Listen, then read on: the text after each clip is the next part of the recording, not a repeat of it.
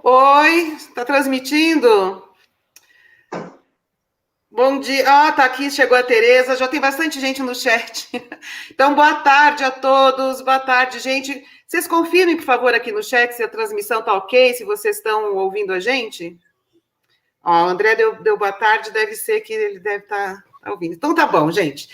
Então, nós vamos começar com a nossa, hoje, né, abrimos a nossa jornada internacional Descolonizar os Corpos, né? E a nossa convidada hoje é a Regina Favre, né, que vai abrir a jornada com a gente. Ali, ó, Casa Contemporânea, sim, tudo certo. Ok, estamos ao vivo, certinho. Tá. Então, gente, muitas pessoas estão inscritas nessa jornada, assim, mais de 300 pessoas, possivelmente, né, está inscrita, e pessoas que vieram de vários lugares diferentes, né, de redes diferentes, e talvez não conheçam a gente, né. Então, a gente estava aqui conversando antes de abrir, né, a jornada, da gente se apresentar, para a gente se conhecer, né, para o pessoal se conhecer melhor. Então, a gente vai se apresentar, eu vou apresentar a Regina, por que eu chamei a Regina para a jornada, e o Apolo, o Renata, todo mundo vai se apresentar, e aí a gente, então, começa a conversa. Eu quero lembrar para vocês que o chat está aberto, porque a gente gosta de conversa.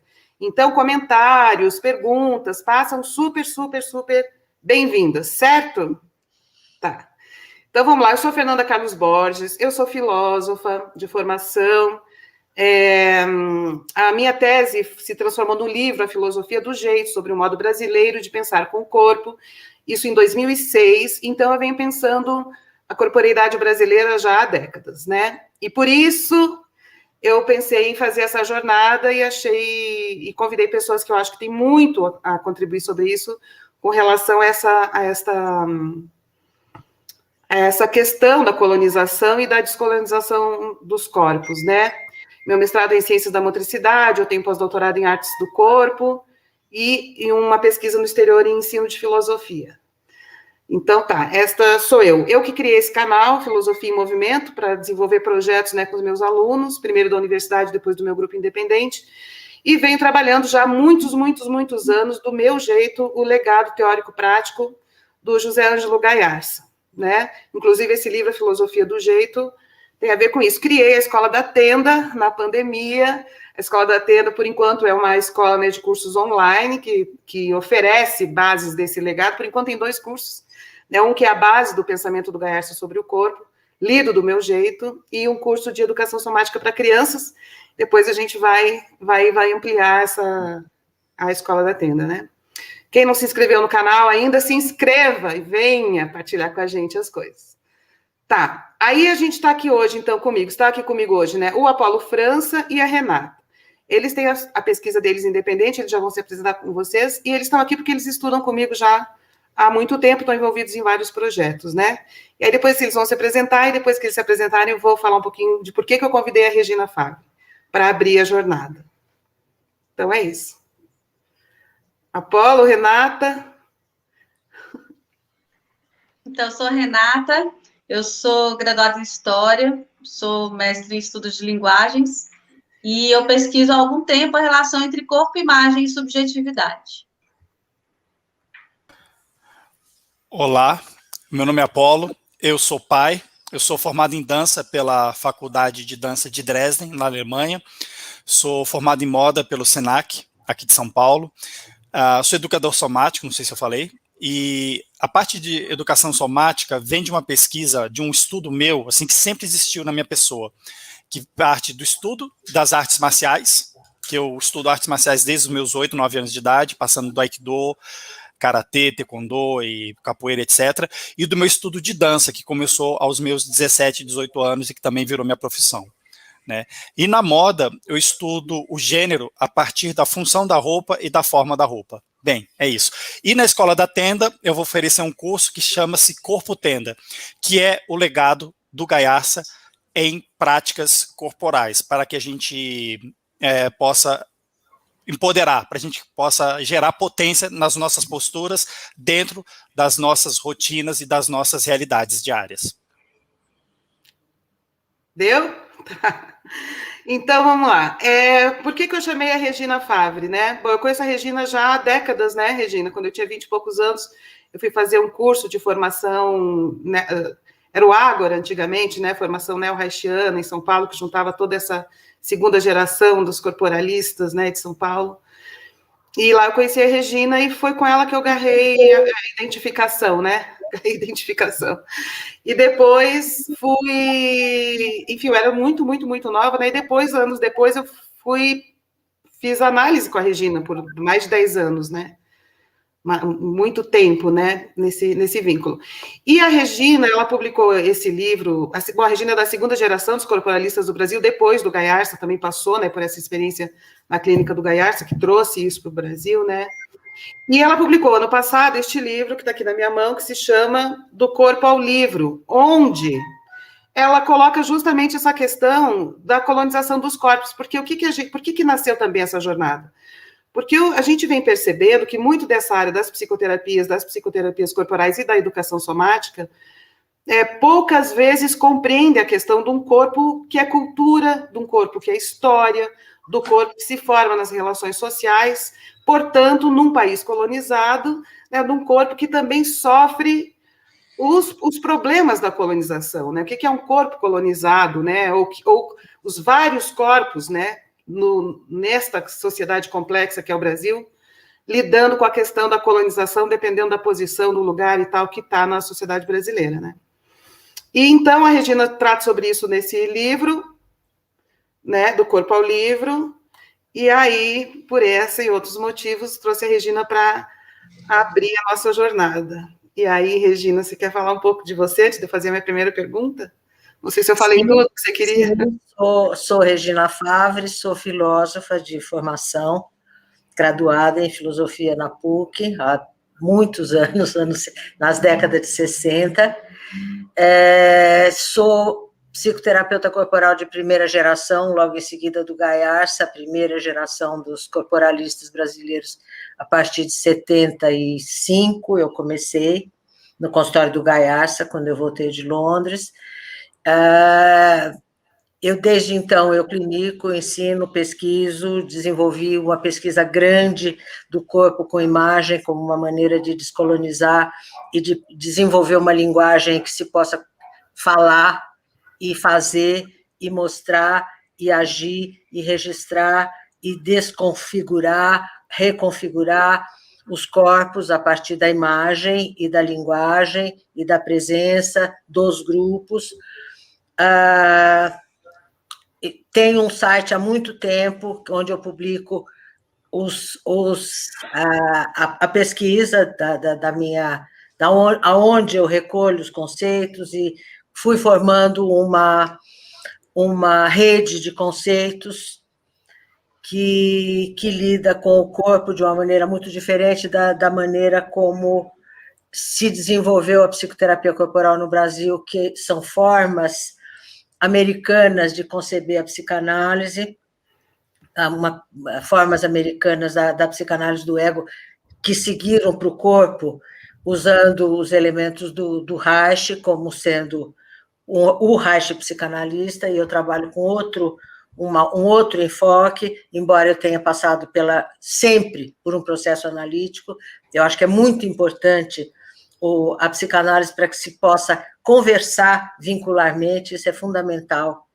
Então, eu acho que não existe uma forma, um pacote fechado, simples, assim você se forma um terapeuta corporal, assim você aprende a pensar corpo, mas eu acho que existe uma necessidade de se lidar com práticas e conceitos de uma maneira transversal. E isso eu aprendi fortemente no pensamento nômade do Guattari, que eu combinei com o pensamento do Stanley Kellerman, que desenvolveu um modo americano de pensar dentro de uma tradição americana, que se chama o pensamento formativo, psicologia formativa, que ele chama. Eu não uso como psicologia formativa, eu penso psicoterapia formativa, pensamento formativo, filosofia formativa, que é uma ideia baseada na evolução. Eu acho que para se pensar corpo é necessário que se pense evolução. Sem isso, não se pensa corpo, não se pensa planeta, não se pensa ambiente, não se pensa ecologia, nada disso que está ligado à questão do corpo. Então, é muito bom a gente poder ter uma formação filosófica para poder lidar bem com conceitos e práticas e costurar eles bem de acordo com a necessidade que se apresenta no tempo. Ponto. Essa sou eu, Regina. Aí, Regina, o André Bezerra te pergunta qual é o teu site. Laboratoriodoprocessoformativo.com. Isso. E aí, a minha primeira pergunta, que tem a ver com o título que você propôs para essa nossa conversa, né? Corpo, adaptação e desejo de seguir. Então, a minha pergunta é, como que esse desejo de seguir, ou esse desejo, ou este seguir, pode ser colonizado? O desejo de o seguir, isso foi um título que eu lancei para workshops abertos no Zoom, assim que começou a pandemia. Assim que começou a pandemia, eu percebi claramente que a gente estava num processo de mutação e que a nossa vida agora se daria essencialmente virtualmente, não sei por quanto tempo, mas que os corpos estavam em profunda mudança, nós estávamos vivendo uma outra coisa, uma outra história. Então, eu propus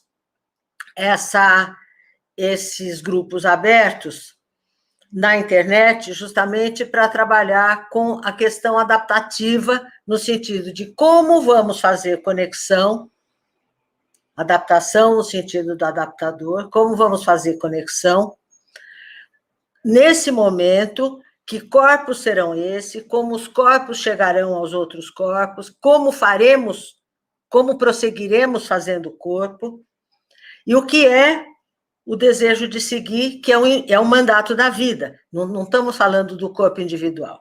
Então, isso é uma ideia que eu trago há muito tempo, e desenvolvo há muito tempo essa noção de que os corpos, eles são canais da vida no planeta.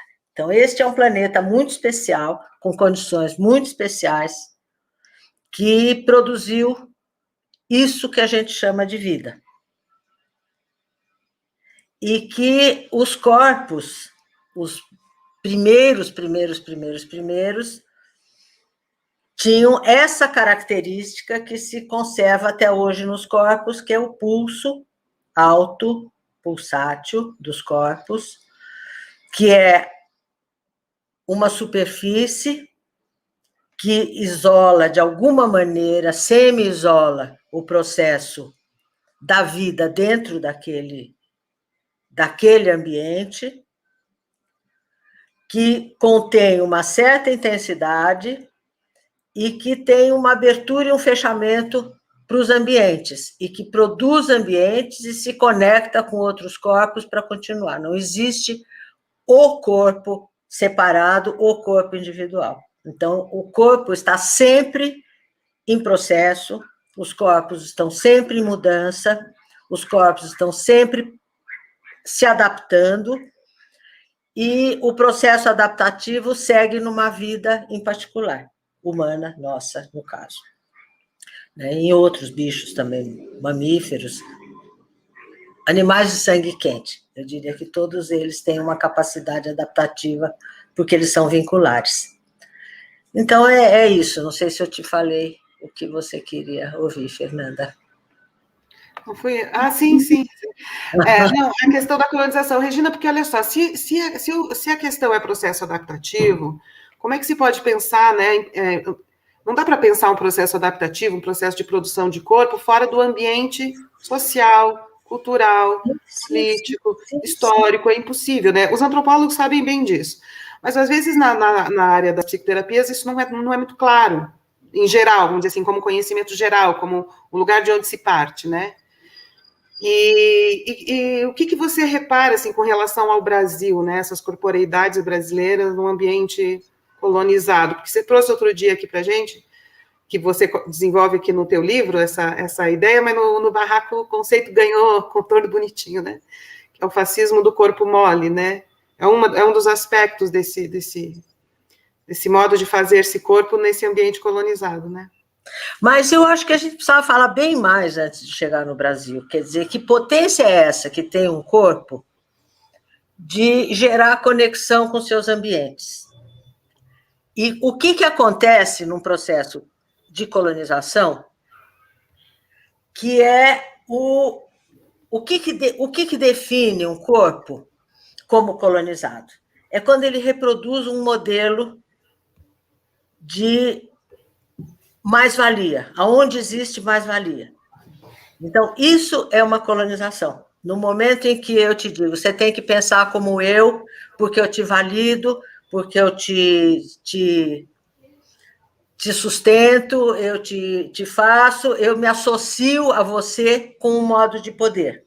Você como um anexo meu, que eu exploro para a minha mais-valia. Então, isso é um processo de colonização.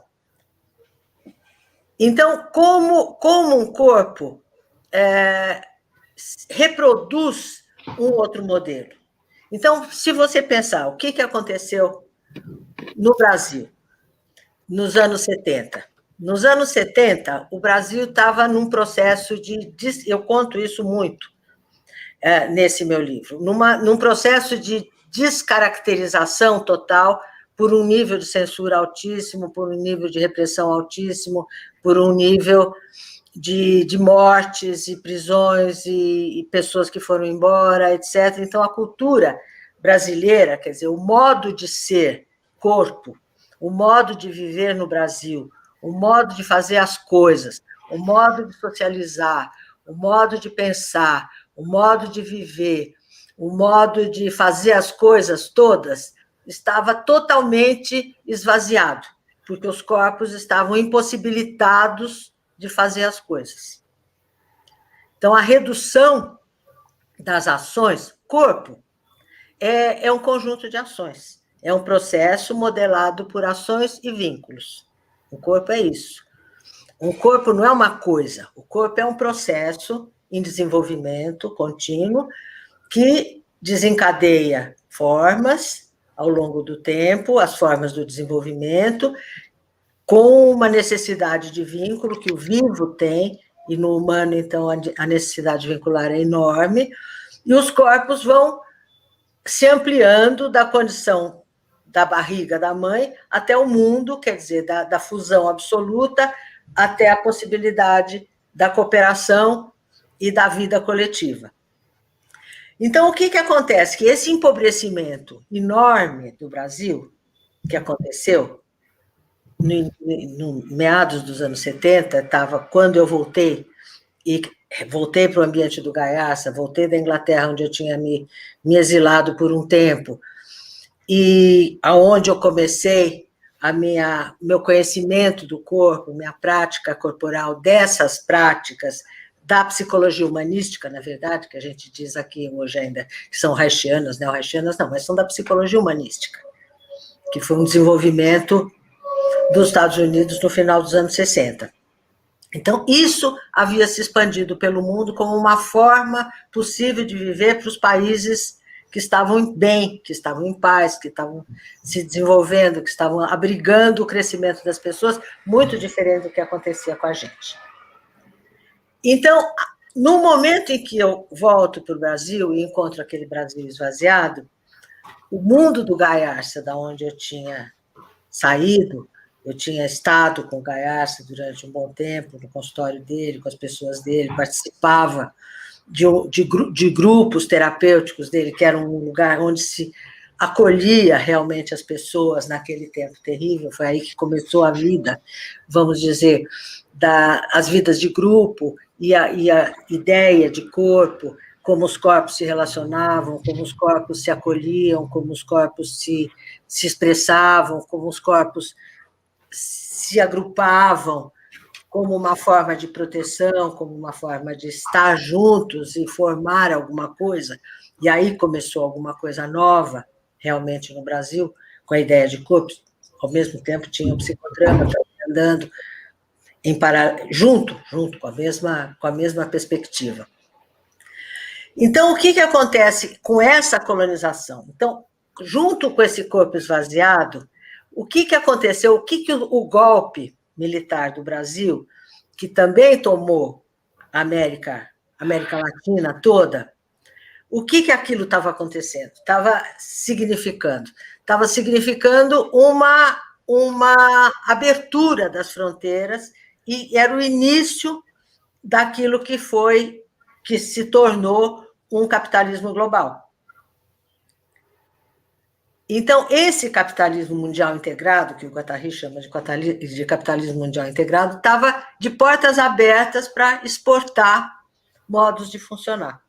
Então, aquilo lá que foram as escolas, que nem eram escolas, os modos de lidar com o corpo, com este corpo que grupalizava, esse corpo que lidava com os afetos, esse corpo que se expressava, esse corpo que era vivo, que buscava outras formas de socialização, outras formas de lidar com dinheiro, outras formas de lidar com sexo, outras formas de lidar com família, tudo isso é corpo. Tudo isso é jeitos de fazer com o corpo, modos de fazer corpo para se conectar de uma maneira diferente, mais adiante, longe do modo patriarcal de lidar com os corpos. Não se falava em patriarcado naquele tempo. Patriarcado é uma palavra que apareceu bem depois, né? Mas era aquele jeito familiarista de lidar com os corpos, em que os papéis estavam muito definidos, e era um momento em que o feminismo estava aparecendo, os movimentos negros estavam aparecendo, o movimento gay estava aparecendo dos anos 60, isso tudo se configurou dentro de uma classe média grande e tal, e estava lá, aquilo lá acontecendo na Europa e nos Estados Unidos, movimento da psicologia humanística, que é exportada para a Europa, porque aquilo estava muito farto, tinha muita fartura nos Estados Unidos de pós-guerra, nos anos 60. Então, isso se exporta para a Europa e foi disso que eu bebi e foi isso que me reconfigurou depois da ditadura, quando eu me afasto do Brasil da ditadura por um tempo. Regina, tem um monte de pergunta aqui que eu queria ler. Não sei se eu te interrompo agora, se você tem... Eu queria só falar mais um pouquinho, não queria ficar pendurada na brocha, né? Tirar a escada. Tem um monte de pergunta interessante aqui, estou louca. Eu sei, mas deixa eu acabar de falar isso. Vai lá. Então, eu queria dizer que esta colonização, quer dizer, é uma modelização mercantilizada dos corpos. Então, aquilo que era um hábito, como a gente vê, o jeans era uma certa coisa, virou um comércio fantástico. Uma das coisas que dá mais dinheiro até hoje no mundo é jeans, calça jeans, roupa jeans. Então, do mesmo modo que o jeans era alguma coisa improvisado e que significava autonomia, independência, modo de funcionar, modo de ser, sinal, modo de subjetivação, um jeito independente de funcionar, um jeito despojado, um modo isso, um modo aquilo.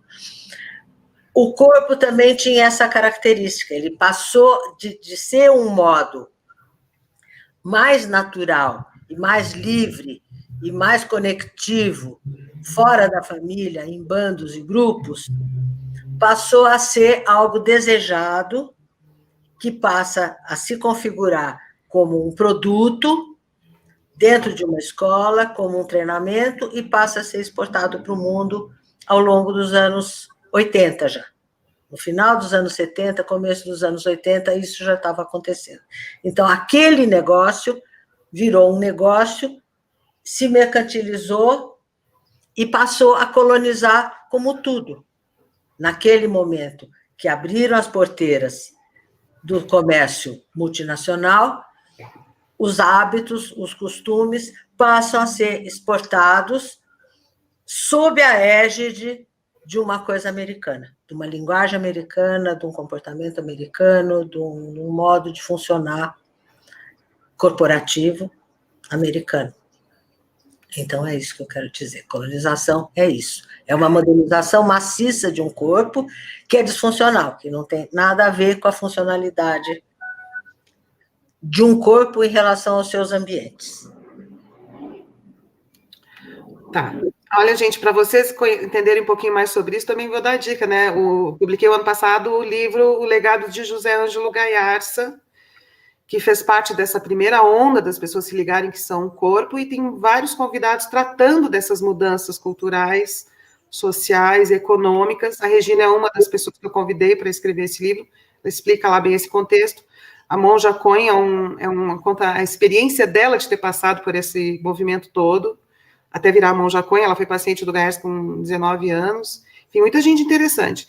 Chama O Legado de José Ângelo Gaiarsa, da editora Sumos. Então, eu vou ler agora aqui umas perguntas interessantes. O José Bezerra, ele fez uma continuação, uma série de perguntas girando em torno do mesmo tema, né? Ele fala assim, como tiramos esse totem de validação da mais-valia no corpo sócio-ideológico, educacional e filosófico no Brasil? Mas aí ele continua. Houve algum avanço nesse movimento do corpo de cidadania em relação ao histórico de despertar dos anos de maturidade da sociedade brasileira? Aí tem mais, ele continua. Que comparativo pode ser feito entre esses corpos gerados e formatados entre o ZEUA e a América Central e Latina? Tem como ressignificar as dores corporais? Fazer uma tese agora.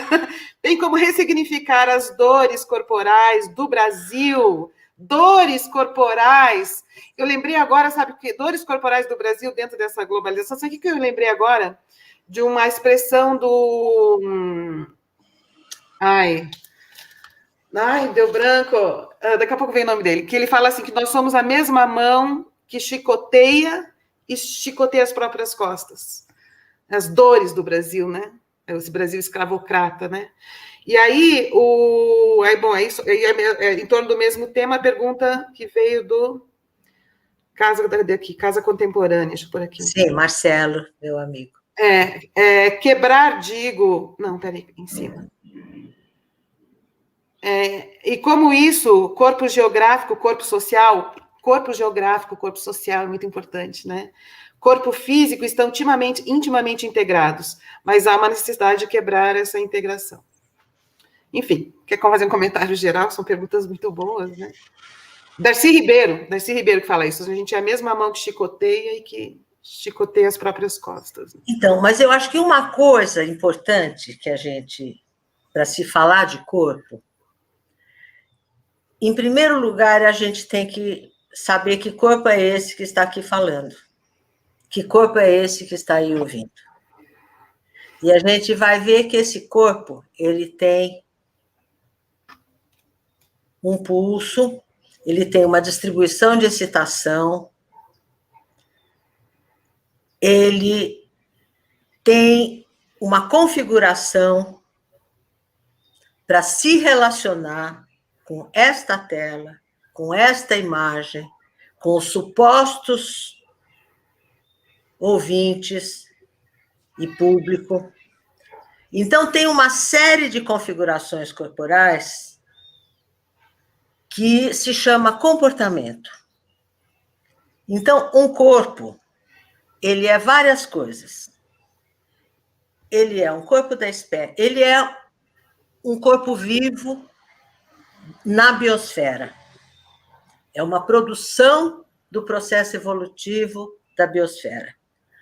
Então, quando a gente pensa que maravilha, né, que a gente traz uma anatomia evolutiva na gente, eu acho incrível isso. Que a gente evolua e que a gente traga nesse corpo funcionamentos evolutivos que vingaram. Que a gente seja um processo contínuo de produção de corpo, descorporificando, reiterando e recorporificando continuamente. Dentro de um certo embalo, que é o embalo do desenvolvimento. Então, está suposto que a gente nasça numa barriga e que a gente passe por loopings de novos corpos que se apresentam. Todos nós somos bebês, todos nós somos crianças, todos nós aprendemos a andar, todos nós crescemos, todos nós passamos pela hormonação, todos nós adolescemos, todos nós adultificamos, todos nós sustentamos um certo corpo que vai amadurecendo, cada um dentro do seu tempo, isso é inevitável, e todos nós ficaremos velhos, e todos nós morreremos, se não morrermos cedo. Morreremos velhos e completaremos o ciclo maturacional de um corpo. Então, isso é um fato. Isso é um fato, que ser corpo é isso. Ser corpo também é conectar-se. Um corpo se autocontém de acordo com a sua história. Vincular. Então, corpos mais cuidados, corpos menos cuidados, corpos mais desafiados, corpos menos desafiados, corpos mais misturados, corpos mais isolados, corpos que se tornaram dominantes, corpos que foram dominados, corpos isso, corpos aquilo, nos diferentes ambientes. Então, um corpo não é só família. Então, tudo que a gente vê na psicologia são os corpos familiares. O corpo com a mãe, o corpo com o pai, o corpo com os irmãos. Mas um corpo são processos adaptativos a casas, a condições de poder, a condições históricas, a condições ambientais, assim ou assado, de maior ou menor isso, maior ou menor aquilo, características aonde esses corpos se vinculam, porque os corpos necessitam se conectar. Corpo, adaptação. Adaptação é aquele adaptador que a gente põe para a corrente passar e ligar o aparelho. Então, eu chamo, adaptação é isso, é como um corpo se conecta com os fluxos ambientais, de que maneira. Então, essa adaptação produz a funcionalidade de um corpo. Então, como um corpo se adapta aos diferentes ambientes? Se adapta produzindo formas. Então, esse autor, que eu descobri mais tarde, por volta dos anos 86, por aí, que se chama Stanley Kellerman, é um autor muito interessante, americano, que justamente dentro deste caminho da psicologia humanística, ele se diferenciou de uma maneira super interessante, e ele era um corporalista mão na massa, ele era um manipulador de corpos, como chama? Ele não era um rofista, algo daqueles manipuladores de corpo, que compreendeu que o corpo funciona emocionalmente, funciona para sentir, para se conectar, para produzir ambiente, para ser coletivo e acompanhar o próprio crescimento. Então, o Kellerman desenvolveu essa ideia muito clara de que os corpos se desenvolvem vincularmente. E a vinculação são formas do desenvolvimento, então, da dependência, da busca pela admiração, a busca pelo reconhecimento, a busca pela modelização, e assim os corpos seguem até chegar a um certo ponto de autonomia em que o corpo vai construindo as suas próprias camadas de funcionamento. Então, um corpo é este conjunto de pulso, de desenvolvimento, de camadas de funcionamento para se conectar e produzir ambientes. Então, essa noção de ambiente é fundamental, porque quem domina os ambientes? A gente está vendo o que a gente está vivendo hoje. A gente não pode deixar de pensar que a gente está vivendo um tempo pandêmico, um tempo de máxima exploração do planeta, o planeta por um triz de desconfiguração. O Brasil, nesse estado que a gente está vendo, de ecologias, Amazônia, natureza, meio ambiente, um nível de descaracterização das relações. Então, como o corpo se conecta com este ambiente explorado por uma colonização. Nós estamos no osso, no toco do efeito da colonização. Então, a gente... Não, é que tem um comentário da Miriam Freitas, que é bem isso, ela fala assim, nos dias atuais, onde os corpos criam imunidade ao que é diferente, como se vincular a outros corpos, acolhendo outros corpos, a alteridade, produzindo esses vínculos em agenciamento ao diferente. Então, mas a questão, nem sei se é do diferente, é neste momento, repara que adaptação nós estamos fazendo? Eu inventei esse nome, Corpo, Adaptação e Desejo de Seguir, quando começou a pandemia, sob a égide do Bozo, gente. Que como é que a gente vai fazer, continuar fazendo o corpo?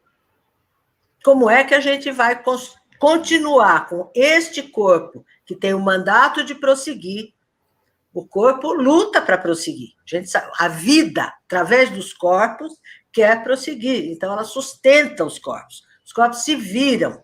Os corpos se viram para continuar. Regina, aqui o José Bezerra, eu acho que o comentário dele mostra muito assim, um comentário eu acho que é muito bom, porque a gente não está falando assim da Suécia, né? A gente está falando do Brasil. Né? Desse Brasil. E olha, e o comentário dele é muito essa radicalidade da fome, esse corpo que passa fome, né? Eles assim, precisamos pensar na renovação da mente brasileira para mudar o corpo, ou fazer como Josué de Castro falou, que é alimentar o corpo para que ele pense física e mentalmente o Brasil. Gente, olha, eu quero dizer o seguinte, quem está aqui é classe média, somos classe média. A gente tem que se pensar classe média. A gente tem que pensar que tem 40% da população brasileira, nesse momento, que está vivendo com $300 por ano. E nós estamos aqui, cada um com o seu computador, cada um com a sua casa, cada um com a sua vida. Somos classe média. E como a gente lida com isso num país em que tem uma classe média tão reduzida, isso sem culpa, sem nada, mas é assim. É assim. Nós só sabemos viver assim. Então, que corpo é esse? Que corpo é esse? Nós que estamos aqui, eu não sei como é que as pessoas na rua estão vivendo. Eu estou saindo pouquíssimo na rua, eu não quero, eu tenho medo de me contaminar, eu não quero. Medo não, cuidado. Cuidado de não me contaminar, eu não quero. Eu estou muito bem na minha casa há 1 ano e 6 meses, tendo saído pouquíssimas vezes para fazer coisas básicas e pronto. Então, eu estou muito bem na minha casa. Eu estou muito bem fazendo a minha vida. Mas isso daqui é uma vida singular. Como a vida de vocês também deve estar sendo vidas muito singulares sob esses efeitos. Então, a gente não pode pensar genericamente, o Brasil, ou isso, ou aquilo. Nós estamos vivendo um momento em que a gente pode absolutamente perceber, aprender, descobrir como um corpo faz para se adaptar neste momento de mutação. A gente vive na frente do computador, a gente trabalha, se relaciona, faz, se informa. O dia inteiro a gente ouve notícia. O ambiente é o ambiente de notícia.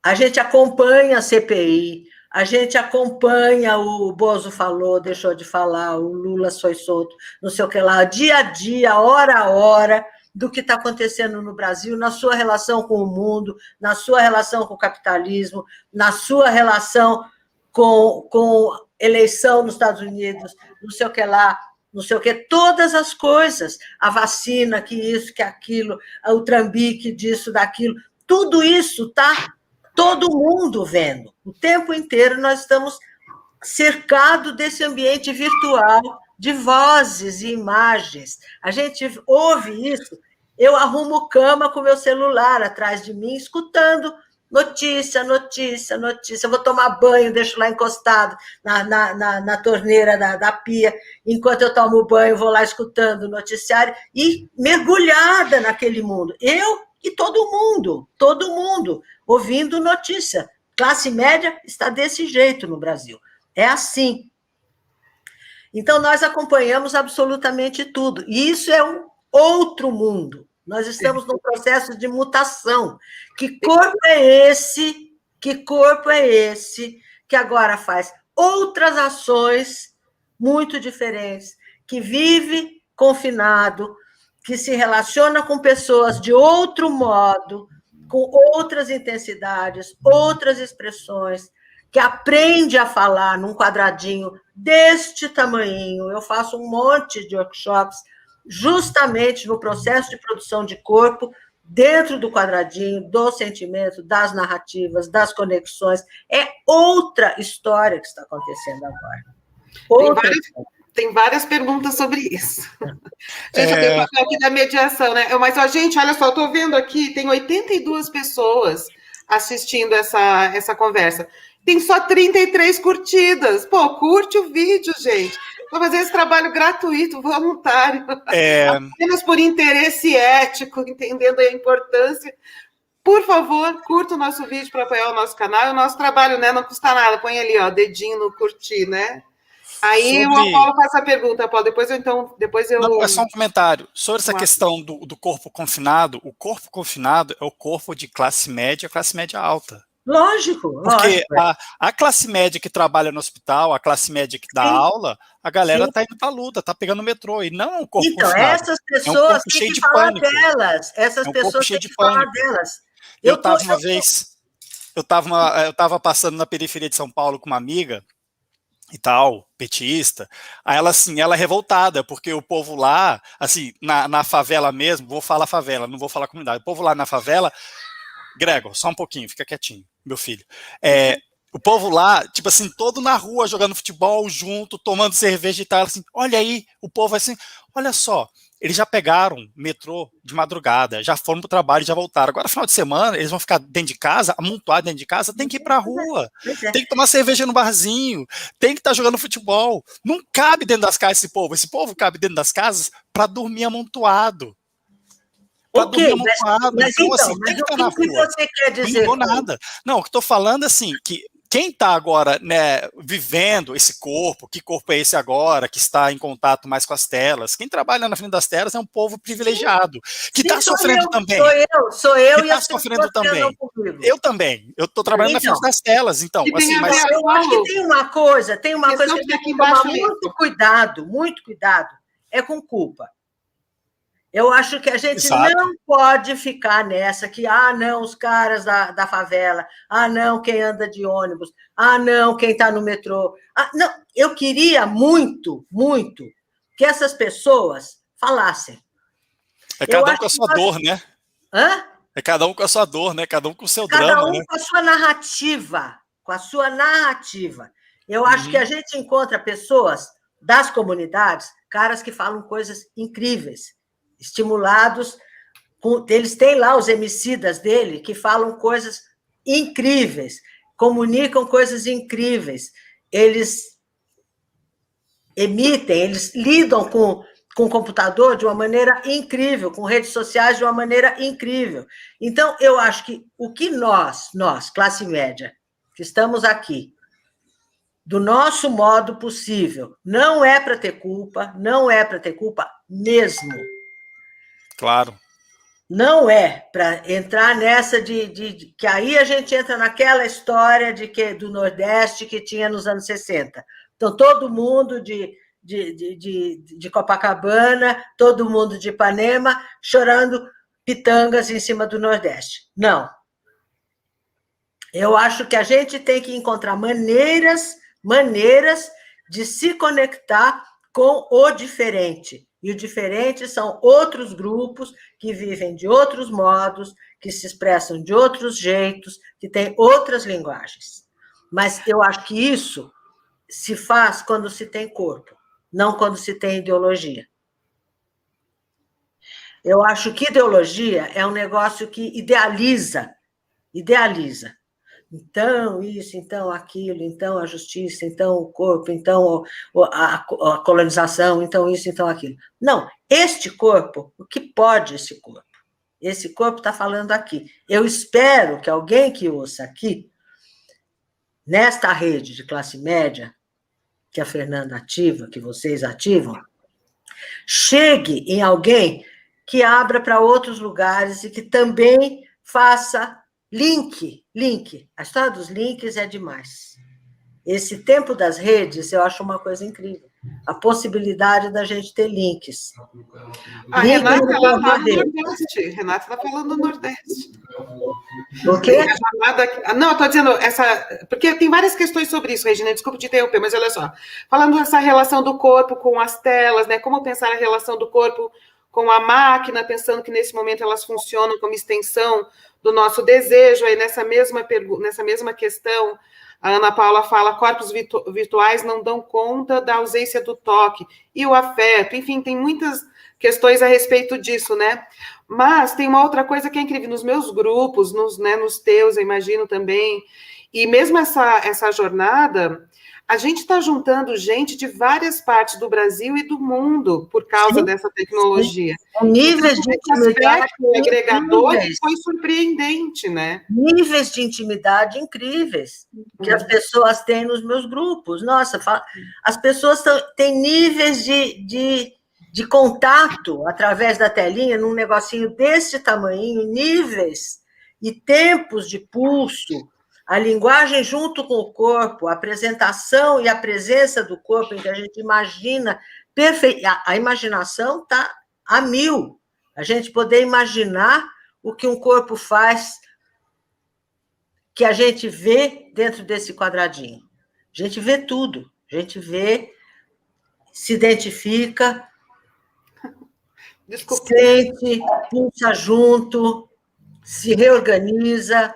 Então, é uma outra forma que a gente tem que estar mais aberto, mais disponível, porque a gente está naquele momento em que tudo desmanchou. Eu acho que nos dias e nos meses que se seguiram, aquele baque,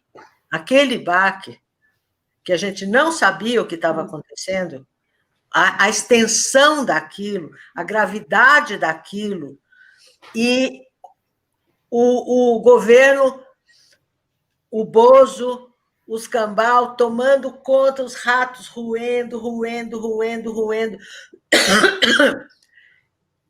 até que a gente comece a se apropriar do que está acontecendo, a gente começa a entender o que está acontecendo, às custas de estar imerso na notícia, às custas de estar ouvindo e se protegendo, porque quem pode se proteger está se protegendo. Tem alguém aqui que comentou, acho que a Ana Paula, eu ando de ônibus e tal também. E aí, olha, eu quero agradecer. Na hora que eu falei... Conta, Ana Paula, como é para você andar de ônibus? Como é para você? Eu queria que a Ana Paula contasse. Quem anda de ônibus aqui? Se ela falar aqui, eu te... Porque demora às vezes para atualizar, né? Enquanto isso, eu quero agradecer. Comentar uma coisa sobre isso, que é isso, né? Assim, logo que começou, que estava tudo muito aquela perplexidade, eu acho que eu fui tentando mapear também o que era possível perceber, né? Então, a minha primeira constatação foi meio óbvia, mas foi isso, né? De ser um corpo isolado com uma mente hiperacelerada, né? Porque estava o tempo inteiro, né? E aí você começa a tentar perceber o que pode vir disso, né? Aí é um outro mapeamento, né? Apesar disso, onde é que tem saídas, né? Onde pulsa a vida aí, né? E talvez esse mapeamento seja uma possibilidade de conexão, né? Talvez você compartilhar, sendo classe média, né? Dentro de casa, compartilhar onde que eu consigo perceber essa vida, né? Ali umas linhazinhas se forjando, talvez isso seja uma forma de conectar, né? Porque talvez seja isso que seja a busca comum de outras realidades, de pessoas de outras realidades, né? Eu acho que é um momento que como a gente vai encontrar modos de dar voz... Eu acho que existem lugares que dão voz para minorias, voz para mil coisas. Tem canais por exemplo, o canal 247, que eu acompanho um monte, muita gente aqui deve acompanhar, traz a singularidade de pessoas, grupos, gente, mulheres, negros, isso, aquilo. Aparecem outras singularidades. Mas queria saber, por exemplo, quem anda de ônibus. O Matheus Schwarzman, por exemplo, ele acaba de dizer que tem uma coisa, ele escreve aqui, a rua é um confinamento às avessas. Achei ótimo esse comentário dele. E a casa virou o lugar da liberdade, né? Quem está no ônibus, na rua, está confinado. Quem está em casa está exercendo uma certa liberdade com relação à pandemia. Gostei muito, Matheus, desse comentário, né? Muito bom. Curtam o vídeo. Desculpa aí, gente. Eu eu tô vivendo essa pandemia de muitas formas diferentes, né? Primeiro parte da pandemia eu fui exilado, eu tive que sair de São Paulo, fui morar de volta na casa da minha mãe, perdi o contato com meu filho, aí lá eu tentei trabalhar. Quando eu pegava o metrô lá em Brasília, tinha só eu dentro do vagão, eu achava maravilhoso. Aí quando eu chegava lá nos lugares que eu tinha que ir, bem na periferia, para agilizar um negócio que eu queria montar, aí eu olhava assim pro ônibus, não vou pegar ônibus, aí eu caminhava, tipo 1h30, eu ia 1h30 caminhando até onde eu tinha que ir, depois voltava caminhando para pegar o metrô vazio de novo, porque também eu ajustava os horários para pegar assim, 10 da manhã, 15 da tarde, então assim, porque estar ao ar livre não é perigoso, estar ao ar livre, longe das pessoas, é tudo bem, é bem Deixa seguro. eu só fazer um parênteses. Veja bem, isso é um processo adaptativo. Sim. É um processo, literalmente um processo adaptativo. Quem consegue fazer isso, quem conseguiu fazer isso nas suas condições, uma pessoa tipo você, com as suas características, se adaptou andando assim, pegando metrô assim, desenvolvendo coisas assim, morando na casa da mãe assim, deixando não sei o que lá assim. Isso tudo faz corpo. Se você olhar o seu corpo 1 ano e meio atrás e olhar o seu corpo agora, você vai ver que o seu corpo formou com essa nova funcionalidade que foi se apresentando na sua busca adaptativa. É um outro corpo. É um outro corpo. E sabe o que eu vejo também? Eu vejo também o seguinte, eu vejo quando eu saio para ir para parquinho, para levar meu filho para brincar, para não estar em casa, meu filho não está indo para a escola, né? Eu percebi como de vez em quando tem uma agressividade muito feia, sabe? Uma coisa fervendo e tal, assim, eu já reajo assim, sabe? Pronto para o conflito e tal, aí eu já puxo o freio de mão, já dou umas respiradas, eu não preciso escalar, não preciso ir para esses lugares, né, porque muito fácil, sabe, eu acho, assim, vindo das artes marciais, entendendo um pouco, assim, da masculinidade, né, eu acho que as pessoas precisam de contato, as pessoas precisam de abraços, e quando deixa de faltar esse abraço, quando deixa de faltar esse contato, as pessoas vão encontrar esse contato até mesmo na porrada. As pessoas vão encontrar esse contato até mesmo na porrada, no murro. É tão grande o desejo pelo contato, que o contato, assim, um abraço, abraçar um brother não tá liberado, ou não é possível, né? É que nem aqueles caras que bebem, depois de beber, começa a te abraçar, né? Pô, te amo, brother, e fica lá, fica todo homoafetivo, né? Eu só aceito carinho homoafetivo se o carinho homoafetivo também é homoafetivo sem álcool. Com álcool, o brother que só me abraça bêbado não me abraça bêbado, porque o brother que me abraça sem álcool me abraça bêbado e me abraça sem álcool. Agora, tem uns caras que ficam assim todo amoroso. Então tem isso. O corpo precisa de contato, o corpo precisa de abraço.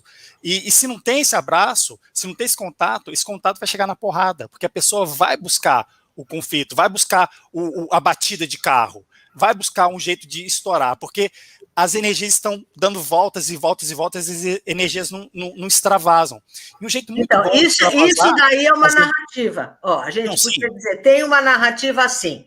Sim. Dos caras jovens, alfa, que tem um tantão de energia, que querem contato físico, assim, assado.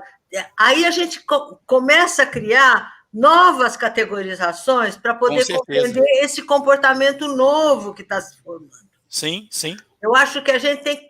Uma coisa que eu diria, antes de mais nada, se eu puder dar assim, um conselho, um conselho de tiona, tiazona, preste atenção nas diferenças. Fique ligado no que está mudando. E o que está mudando é corpos funcionando diferente. Não seremos nunca mais os mesmos. A gente não está fazendo hora para voltar. A gente está mudando. E como a gente percebe a mudança? A gente vê o que um corpo faz para ser quem é. Isso dá a medida de quem a gente está sendo. O que um corpo faz para ser quem é. Olha, Eu estou tentando acompanhar a conversa e vendo aqui no chat, tem muitas pessoas comentando aqui no chat. Gente, desculpa, algumas questões vão ficar fora. Então, eu estou tentando prestar atenção em duas coisas ao mesmo tempo, né?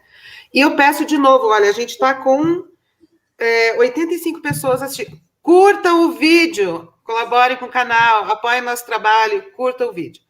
E quero agradecer, bonitinho, alguém comentou assim, subiu bastante as curtidas, tá? Obrigada, a gente curte o vídeo, porque o retorno, né, afetivo que vocês estão dando para esse trabalho voluntário que a gente está fazendo aqui, né, por ética. Regina, você tinha pedido para a Ana Paula descrever aqui o que ela experimenta no ônibus, ela comentou, tá aí. Depois Cadê ela? Evita horários de pico e evita horários de pico. E meu trabalho... me trabalho para não sentir medo. Isso. Gosto da mistura. Muitos acontecimentos no ônibus, realidades distintas. Mercado informal, artistas de rua.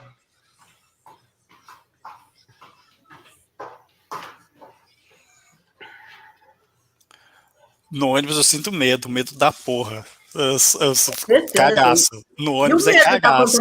Quem pode falar do medo da Caramba. O medo no ônibus é cagaço. O medo eu acho cada vez mais difícil acabar entubado. Da contaminação à intubação. Eu participei agora na curadoria de uma mostra de cinema de filmes de quarentena. Foi muito interessante. Foi muito interessante. Onde você está, Renata? Eu sou de Belo Horizonte. Você está falando de BH? Não, eu estou falando de Barra de Mamanguape. Aonde é isso? É na Paraíba. Tá, ok. Mas então, como eu recebi os materiais, né, para ver os filmes. E foi muito interessante perceber que uma coisa que eu já sabia, né, quando você trabalha com audiovisual, você já sabe, mas que foi uma lufada de ar, assim, sabe? Foi um susto bom de falar assim, gente, como que o cinema, como audiovisual, ele é efetivamente uma forma de se conectar com as coisas, né? Como ele é uma possibilidade de se elaborar na quarentena. Sim. Então, foi muito bacana, porque os filmes que acabaram ficando para a mostra, muitas pessoas nunca tinham feito filme, sabe? Muitas pessoas de outras artes. E foi muito interessante perceber isso. E deve ter feito com celular, porque a possibilidade de você fazer filme com celular é total hoje em dia. Vê a mudança das coisas. E essa conversa surgiu, né? Como que você sai de uma relação de acreditar que o audiovisual é o grandioso, né? E isso, aí as pessoas, eu fazia isso, eu criei um laboratório para fazer stop motion em casa, antes eu fazia isso, agora eu estou fazendo isso, né, queria fazer um filme, então a gente fez um na casa dele, um na minha, eles fizeram, os meninos fizeram uma tela compartilhada, e cada um numa casa, e fizeram um texto lindo, tal. Então foi muito interessante, sabe? Mas eu achei mais interessante isso, assim, essa questão da tela, essa imposição da tela, virar uma forma de estabelecer uma conexão para se entender na quarentena, né? Para se colocar em relação a esse momento. Eu achei muito rico, foi muito bom lembrar disso, sabe? De lembrar e falar, gente, é por aí, né? É a exploração da linguagem, né? É a arte, né? Mas no sentido da arte, mais como expressão mesmo. A necessidade de expressão, não do prêmio, não dessas coisas. Obrigada, José Bezerra, pelo apoio. José Bezerra fez várias perguntas interessantes, né, no início, agora ele está dizendo: pense com uma palestra real. Quanto se paga pelo ingresso de um seminário de alto nível? Aqui está aberto e eles só estão pedindo o seu like e compartilhamento. Eu agradeço muito pelo que estou aprendendo. Obrigada, José Bezerra. Então, voltemos para esse negócio. Estamos em plena pandemia, estamos em plena CPI, O que será que vai acontecer com as vacinas? O que está acontecendo com o nosso dinheiro? O que está acontecendo com a quantidade de gente que está na rua? O que está acontecendo no Brasil hoje? Hoje. Esse Brasil é este ambiente e como cada um de nós está conectado. Não é que tem que ser moral. Ah, não, então tem que ser assim, tem que ser assado. Não. Muitos modos de conexão estão acontecendo. Vamos começar pelo como. Como? Eu acho que todo mundo... Quantas pessoas tem aqui, Fernanda? 80? Nesse momento... Peraí. Nesse momento... Peraí. Peraí. 85. Já, 85. Como nós 85, cada um está se conectando ao acontecimento. Olha, começa por aí. Ambiente é a mesma coisa que acontecimento, em camadas. Desde a sua casa, das suas plantas, do seu banheiro, do seu dinheirinho, do seu vizinho, do seu gato, da sua família distante, do seu namorado, da sua vida. Como? Então, a questão agora é como? Como você está se conectando? Como? Com o acontecimento. O como quer dizer o conjunto de atitudes e comportamentos que fazem a sua dramaturgia e a sua coreografia e o seu processo formativo de corpo, de vida. Que tem a ver com a questão da casa contemporânea. Ele deu um oi para ti aqui, né, quando você falou o nome dele. Ele está falando, é verdadeira essa narrativa do Apolo, mas aí que é o que você está falando, né, Regina? Ele comenta, mas como é o processo individual? Como ele se forma ou conforma? Será uma maneira de entender o diferente a partir de si? Pergunta que ele coloca. Então, eu acho que a gente tem um gosto jornalístico, sociológico e tal, de tirar grandes conclusões e todo mundo quer fazer uma coisa dessa. Mas eu acho que a gente, neste momento, cada um está tendo vidas tão singulares. Ninguém está vivendo a mesma vida que vivia 1 ano e meio atrás. Ninguém. Boa ou ruim, farta ou pobre, fudida ou boa, ninguém está vivendo a mesma vida. Então, vamos aprender a descrever o que é, não o que deveria ser, o que poderia ser.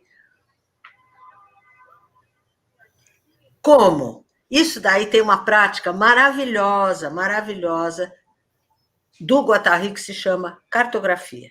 A gente pode cartografar os ambientes onde a gente está, e daí a gente pega o conceito de corpo formativo. Este corpo está fazendo como para interagir com essa cartografia. Com essa cartografia. O que você está aprendendo? Olha, eu estou aprendendo 1 trilhão de coisas que eu absolutamente não sabia. Um monte de coisas que eu não sabia.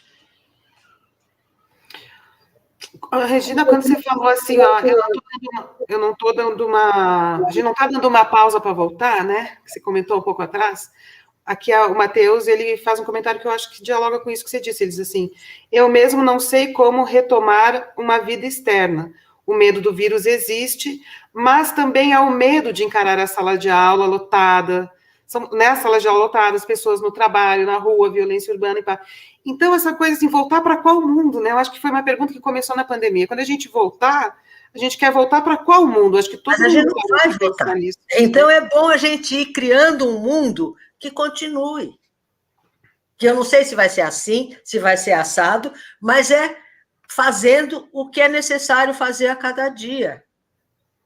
Dá jeito, não é só eu ir lá lavar minha loucinha na pia. Cada dia não é isso. É como eu me ajeito para isso, como eu me ajeito para aquilo, como eu faço isso, como eu faço aquilo. Como eu faço? O como eu faço é fundamental, porque o corpo faz. e ele se faz com o que ele faz. Ruim ou bom, mas é o que ele faz. O que eu evito fazer, o que eu faço, o que eu prefiro, o que eu gosto, o que eu sinto, com como eu me conecto, com o que eu me conecto, eu sinto isso, eu sinto aquilo, eu reajo assim, eu reajo assado, eu resolvo assim, eu resolvo assado. Tudo isso são ações, ações, ações, ações. Configurações somáticas. Esse encontro aqui também chama educação somática, né? Então, como eu capto de mim, olha, eu sentada aqui na minha cadeira, falando com uma animação, uma energia. Está decorada, está com energia. Estou vermelha, estou olhando aqui, ó como eu estou vermelha, tá vendo? Teve alguém que comentou, amei o batom vermelho da Regina. Alguém fez esse comentário. Gostou? Para combinar com o óculos, com a unha. Eu saí uma vez para fazer unha, semana passada. O dia que eu cortei o cabelo, eu fiz unha. Então, eu estou aqui numa cadeira, olha onde eu estou. Estou numa cadeira sentada na frente do computador, na maior animação, querendo chegar nas pessoas. Eu só estou vendo 3 aqui, mas eu imagino que tem 83 em algum outro lugar. Que lugar será esse, caramba? Mas elas estão.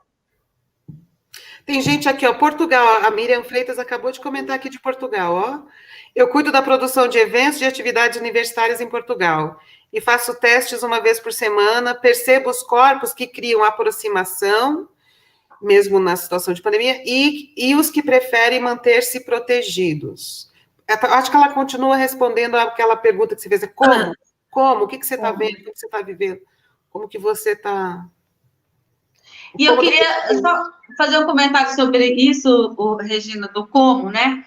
Porque eu tenho me deparado com a nossa dificuldade em ser descritivo, né? Parece que a descrição requer um tempo um pouco lento, né? E essa mente acelerada que a gente está de notícia, tal, de querer se posicionar, né? Dessa dificuldade em relação com essa impotência, né? Ou sei lá, talvez, não sei, mas que a gente fica querendo se posicionar. E como que a descrição te exige um tempo lento? Né? Como que é difícil descrever, que a gente quer sempre... Como eu estou fazendo o que eu estou fazendo? Você, o que está fazendo? O que cada um está fazendo? Vocês estão sentados numa cadeira? Estão irritados com o que estão ouvindo? Estão ávidos? Estão discordando? Estão concordando? Estão com medo do que estão ouvindo? Quando fala, não, então...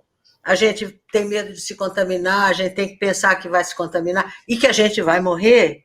Nunca teve tão claro que a gente vai morrer. Já estava combinado que a gente ia morrer, não tem nenhuma novidade. Mas agora a gente sabe mesmo que vai morrer. A gente sabe que vai morrer. Nessa reflexão sobre o corpo, né? Eu trabalho com a Fernanda no trabalho somático Corpo Tenda, onde a gente tem um laboratório de exercícios físicos, onde a gente experimenta milhões de posturas e posições do corpo. E você vai analisando, é um laboratório interno, onde cada um vai sentindo. O que a gente percebe? A gente percebe que muitas vezes uma pessoa fala assim, eu sou muito tímida e não gosto dessa postura. E essa postura tímida, essa postura inofensiva, foi necessária para essa pessoa. Essa pessoa não criou essa postura tímida do nada. Foi necessária para a existência dessa pessoa, de criar essa postura tímida, de lidar com as relações de poder que ela tinha na vida dela. E quando a gente faz esse laboratório do corpo, a gente encontra posições, posturas corporais de conforto, posturas assim que a gente não experimenta, porque a gente não está naquela postura o tempo todo, aquela postura para a gente é desconhecida. A gente reduz as nossas formas corporais, as nossas posturas, para fazer existir na nossa rotina, né?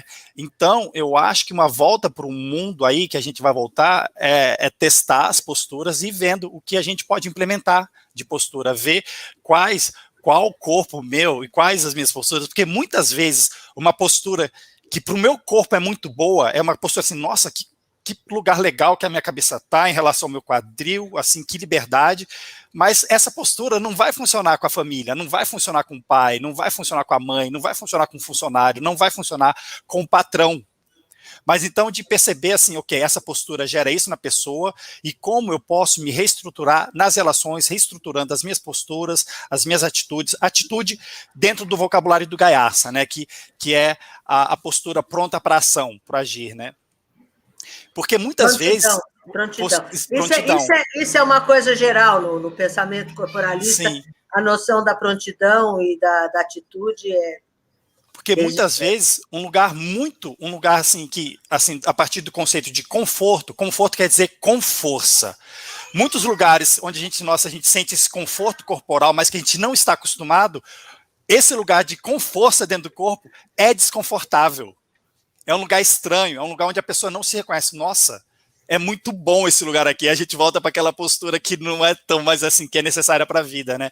Então, eu acho que é um treino das posturas, é uma análise própria, e é somar aqui com a gente, é seguir o seu trabalho, é somar com a Fernanda, é somar lá na Escola da Tenda, e elaborar esse pensamento para que a gente entenda aonde eu estou e qual vai ser o impulso, qual que é o próximo passo, qual o sentido que eu vou. Qual o sentido que eu vou dar para as minhas ações, para a minha postura, para o que eu sinto também, né? Por aí. Uhum. Olha, tem tanta pergunta interessante aqui no chat. Eu estou acompanhando... O que esse Tadeu Cota está querendo dizer aí? É preciso... Mas eu acho que é muito importante, porque se tem uma ideia desse corpo anatômico, que você põe ele no lugar, né? Então, fica destituído de subjetividade, de linguagem e tal. Acho que quando ele faz esse comentário, ele está trazendo isso. É aquela ideia clássica, né, do corpo e mente, que o corpo objeto, o corpo coisa, corpo anatômico, corpo malhado. Não, o corpo é o que a gente faz, o corpo é o que a gente é. Tapa o nariz um pouquinho para ver o que acontece com você, Tadeu Cota. E o Tadeu faz uma questão aqui que daria para desenvolver bastante, se fosse o caso, né? Nem sei se dá mais tempo, mas ele diz assim, ele fala, eu não concordo com a conexão, ou talvez ele esteja dizendo, Deixa eu dizer uma coisa. É preciso tomar distanciamento. Tomar distanciamento é assim, é exercer uma ação sobre si para desacelerar um pouco e poder exercer alguma ação sobre si. Então, qual é o próximo passo? Então, a gente começa assim. O que eu estou fazendo para ser quem eu sou nesse momento? O que é? O que é?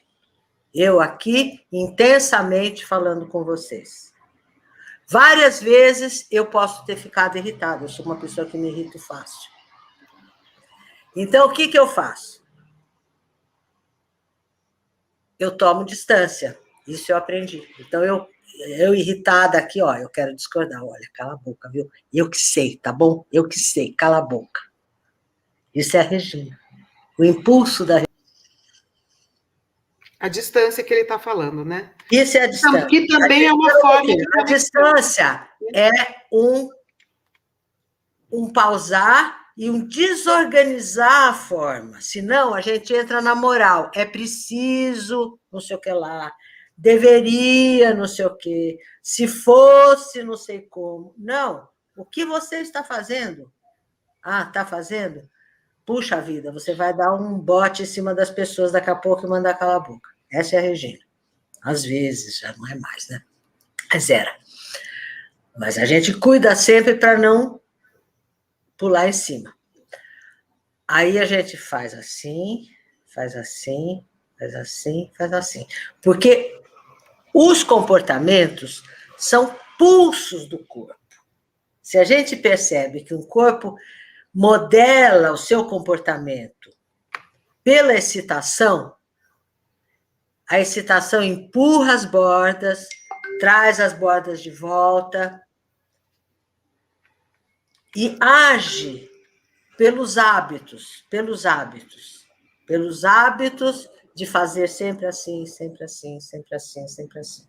Isso cria estruturas que funcionam sempre assim, sempre assim, sempre assim. Por quê? Porque ganha consistências assim, junta partes com partes de um certo modo para produzir um certo efeito. Então, à medida que você vai tendo essa ação sobre si, não é um ato narcísico, viu, Tadeu? Isso daí é um modo adaptativo mais fino. A mudança é isso, é fazer um modo adaptativo mais fino, experimentando os graus de uma forma, porque toda forma ela tem sentido. Toda forma é conectiva com alguma coisa. Toda forma situa um corpo dentro de uma narrativa maior. E estabelece conexões assim ou assadas. Então, a segunda coisa é o que eu estou fazendo e como eu posso agir sobre essa forma, criando feedback sobre mim mesmo, sobre este corpo, e criar alterações que criem adaptações mais finas e mais funcionais. Mais funcionais. Porque ao criar adaptações mais funcionais, eu permito que a vida continue passando e me leve adiante. Não é que eu vou saber o que eu vou fazer daqui a 6 meses, quando acabar a pandemia. Sei lá. Sei lá. Não tenho a menor ideia. A Estela Mari aqui. A Estela Mari está com... Ela faz um grupo comigo e eu acho que ela está fazendo um individual contigo, né? E é muito bom esse comentário dela, que reforça essa questão de que foi possível manter relações, né, mesmo à distância. Estou fazendo mudanças importantes na forma de desenvolver o meu trabalho. O fato de descobrir novas possibilidades através da internet me levou a essas descobertas. Claro. Bem-vinda, Estela. Né? Sim, Estela. Aí, de novo, agora você está numa conversa com o Tadeu, né? O Tadeu, ele já perguntou sobre o Thanatos e falou de novo, a gente está vivendo essa função de morte, essa política de morte, né, bolsonarista, bolsolavista. Então, ele fala, vamos cultivar o bom humor para enfrentar a necropolítica que toma conta do país. Agora é Eros contra Thanatos. Sim, concordo com você. Contato com... E o Roberto já tinha perguntado outra vez, que corpo é esse do Bolsonaro? Quer dizer, o corpo do senhorzinho, que corpo é esse, né? Porque, gente, agora caiu a aprovação do Bolsonaro para 25%, se não me engano. Mas eu ainda acho muito, 25%, quantos milhões de pessoas são? Quantas pessoas são 25%? É muita gente. Né? Que identificação é essa com esse corpo Bolsonaro, né? Que corpo é esse? É a pergunta que o Roberto Castro fez 2 vezes já. Mas até outro dia, você tinha que fazer força para não achar o Bolsonaro bonito. Parecia um artista de cinema americano dos anos 50, com aquele topete, aquele olho azul, aquele nariz, aquele jeitão. Parecia um artista de Hollywood dos anos 50. Tudo que todo mundo queria, o Brasil conservador queria voltar para os anos 50. Os anos 50 foram anos conservadoríssimos no Brasil. O fim do governo do Getúlio, depois da morte do Getúlio, quando a direita tomou conta, Carlos Lacerda, o golpe no Getúlio, e tal. Aquele momento foi um momento que a direita, mais uma vez, tomou conta do Brasil. E aquele modelo americano de corpo estava, assim, em alta. As pessoas querem aquilo. A direita, antes dessa decadência, descobrir quem é esse cara, afinal de contas, né? Mas ele faz esse estilo. E se ele fosse um barango qualquer, não fosse um bonitão de olho azul, ele não estava onde ele está, só que ele é podrão por dentro, deve ser um horror, né? Agora diz que ele está no auge da podridão, né? Que bom, tomara que fique bem podre. Bem podre. Piorando. Ai, piore mais. Tudo que eu quero. A Michele, para você, Apolo. Já pensou a Michele aguentando aquela podridão? Pelas fofocas, eles estão em crise. Só pode estar. Com a fala do Apolo, me dei conta de que no trabalho minha postura é muito mais confortável agora, né? Justamente porque estamos em revezamento presencial à distância e estou mais livre e sozinha. Ainda mais numa cidade como São Paulo, não sei onde você mora, Michele, mas, até o Domênico De Masi, muitas pessoas explicando antes, né, olha, não precisa as pessoas ficarem entupindo a cidade em trânsito, sendo que a maior parte do trabalho criativo ou em comunicação pode ser feito à distância, não precisa colocar as pessoas dentro do mesmo prédio, né? E parece que as empresas estão aprendendo, a gente está aprendendo a fazer uma coisa assim, né? Eu me pergunto muito, quando o Lula ganhar, porque eu já acho que o Lula já ganhou, fazer nosso PT aqui, nosso Lula, quando o Lula ganhar, a reconstrução do Brasil vai ser uma coisa muito interessante. Vai agregar as mentes mais criativas do Brasil, vai agregar as pessoas para um mutirão brasileiro de reconstruir o Brasil de um outro tempo, de um outro momento, um Brasil assim, reconstituindo o meio ambiente, isso em primeiro lugar.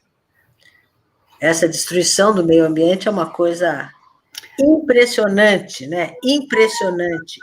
É um escracho, Regina, assim, é uma coisa que a gente não via, né? É um gozo na destruição, né? É o gozo na destruição, é uma coisa muito impressionante. Mas eu acho que é a volta, né? A volta de pessoas que estiveram muito alijadas da cena, né? E que voltaram com muita inveja, com muito ressentimento demais, né? E querendo botar para quebrar, botar para fuder. É que nem os caras que pegam pau e quebram vidro de coisa, é de fuder. E o Matheus comenta sobre isso, ele fala, os corpos dissidentes, mulheres travestis, gays afeminados, encontraram uma saída nova no digital para terem corpos protegidos. Olha o que vai acontecendo, né? Interessante. Pois é, eu acho que a gente tem que olhar a mudança, não chorar em cima do leite derramado. É isso mesmo, é como está se adaptando. Porque a gente vê uma coisa no ambiente uma coisa de como se acalmar, como consertar a frustração, como lidar com o pânico, como lidar com o medo, como voltar para si, voltar para esperar a hora que tudo voltar ao normal. Mas não vai nunca mais voltar. Então, como é que a gente reconhece as mudanças e bota adubo nas mudanças? E bota uma fé na mudança. Porque a mudança é boa, não pode se dizer que a gente vai voltar ao que era antes, porque o que era antes da pandemia estava bom. Não estava bom. Não estava. Não estava nada. Não estava. Nada bom. Bom, sobre a inveja, ontem a gente fez um barraco com o Ronaldo Marim, que é diretor do Instituto Shakespeare Brasil. E ele também é físico e também estuda neuropsicologia, enfim. Ele é doutor em artes e pá. E quando eu chamei ele, eu tinha pedido para ele falar sobre inveja e política. Só que daí ele propôs, vou falar de negacionismo, que eu estou fazendo uma coisa é muito importante isso nesse momento. Ok, fizemos negacionismo ontem, né? Negacionismo científico. Mas eu quero já dizer para vocês, já que a questão da inveja veio, nós vamos armar um novo barraco com o Ronaldo Marim sobre inveja e política em Shakespeare. Tem até livros publicados sobre isso, não falta conteúdo. É muito importante, eu acho, entender a inveja para entender o bolsonarismo. O bolsonarismo. Esse ressentimento dessa pequena classe média conservadora é impressionante o ressentimento. Nisso não tem desprezo. Eles estavam num lugar horroroso, espremido. Esse é o Brasil. Ali, ó, os comentários aqui estão diminuindo, então eu acho que a energia já está baixando, daqui a pouquinho eu também acho que as pessoas devem estar cansadas. E a Amanda, ela comenta assim, uma questão importante para pensar o corpo, penso que é como fazer das diferenças potências e deselitizar uma conversa que pode ser tão transgressora e revolucionária. A nossa conversa está elitizada, Amanda? Eu estou achando que não está. Não, eu não sei se é elitizar ou não. Eu acho que a questão é a gente falar como a gente pode e dizer o que a gente tem a dizer. Mas a questão é como estabelecer conexão, pequenas conexões possíveis por onde passe o lugar da diferença.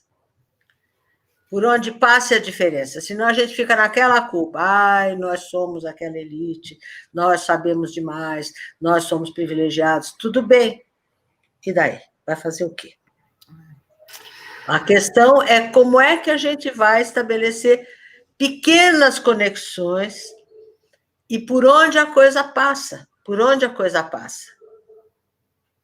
Por onde a coisa passa. Renata, comenta aquele negócio que você viu no livro do Schopenhauer, que ele fala das diversas línguas. Eu acho que isso responde um pouco o comentário da Amanda. É muito legal aquilo. Você Sim, ele fala que na explicação do mundo, né, que ele vai dar, ele fala que primeiro existiam, como é que existiam várias línguas, e aí o Mama, né, o Deus, ele fez com que cada grupo tivesse sua língua para eles poderem, para aumentar a harmonia, para eles poderem conversar sobre eles, o que fosse deles. Sim. E aí, no coletivo, eles discutiriam o que fosse para o coletivo, né?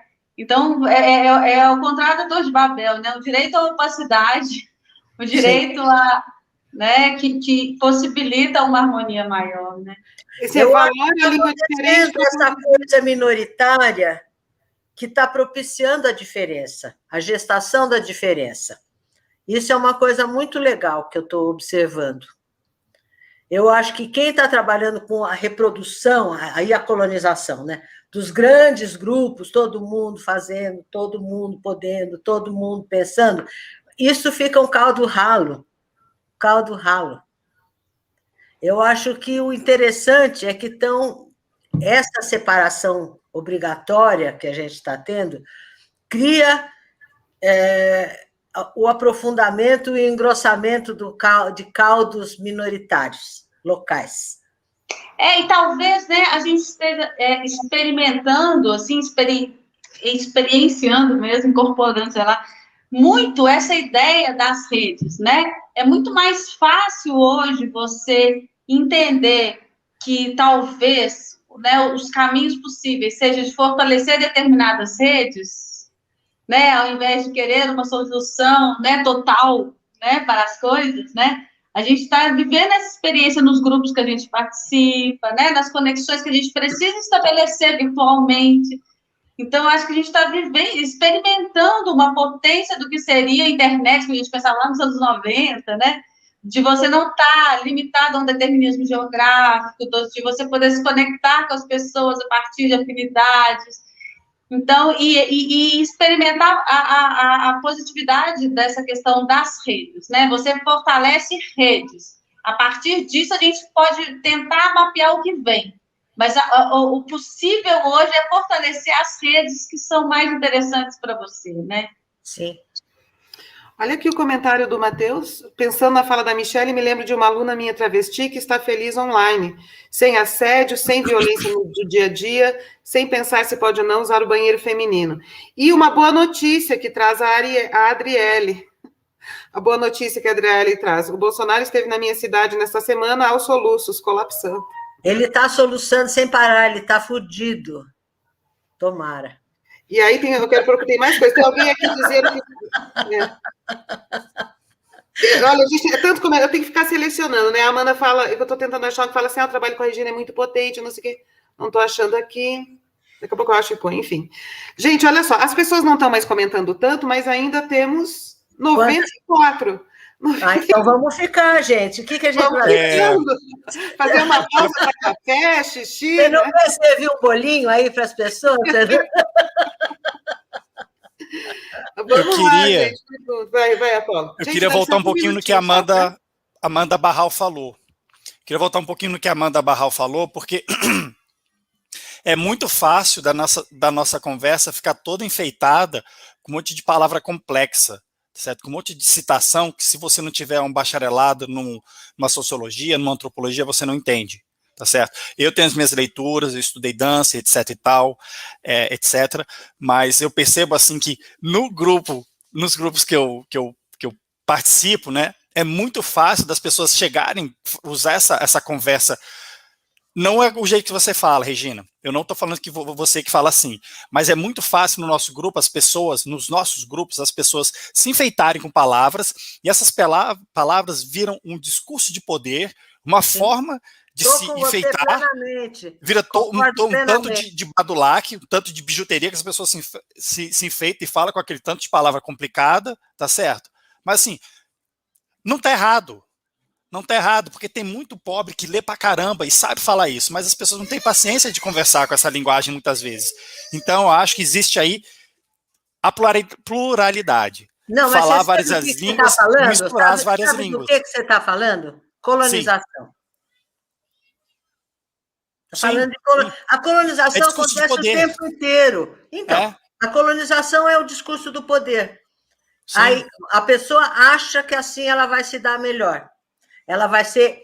Porque a questão que se coloca entre inclusão e exclusão, que ela vai estar mais incluída em ambientes onde ela vai ter um acesso maior, porque existe toda uma classificação dos incluídos e dos excluídos, dos que têm poder, dos que não têm poder. Então, isso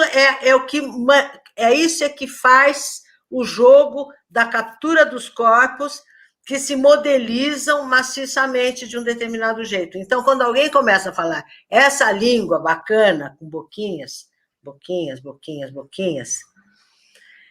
isso é um modo de achar que você está incluído, porque se você falar de um outro modo, você não vai estar reconhecido e validado e protegido num mundo que você idealiza, porque o mundo do colonizador faz propaganda, que vai ser bom para você. É que nem quando vestir os índios, vai ser bom para você. Vai ser bom para você deixar de andar pelado, de ter muitos deuses. A hora que você tiver um deus só, olha, você vai se dar muito melhor. É a propaganda da colonização, que serve para tudo, para tudo, para tudo. Então, a possibilidade da experimentação dos corpos, de encontrarem aquilo que realmente conecta, e aonde conecta, é muito trabalho de amadurecimento vincular, porque essa identificação maciça é uma vincularidade muito paranoica.